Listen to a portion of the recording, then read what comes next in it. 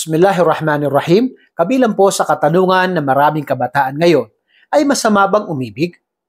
Mga magulang at mga kapatid sa pananampalataya, ang pag-ibig po ay likas na nararamdaman ng bawat isa sa atin.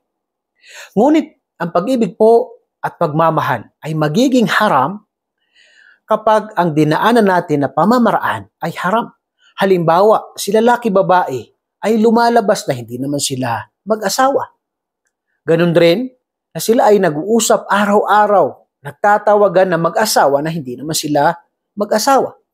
Ito po ay pamamaraan na ipinagbabawal. Bilang pagrespeto, pagmamahal, ay dapat po na tayo ay dumaan sa tamang proseso upang maging halal ang pagmamahal o pag-ibig na ito.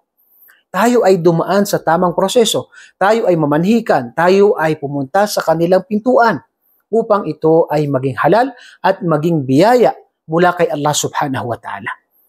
Sinabi ni Sheikhul Islam Ibn Taymiyyah rahimahullah na sino man ang umibig, magmahal, at ito ay kanyang tiniis, ayaw niyang makagawa siya ng haram o pinagbabawal, ay tunay na siya ay gagantimpalaan ni Allah subhanahu wa ta'ala.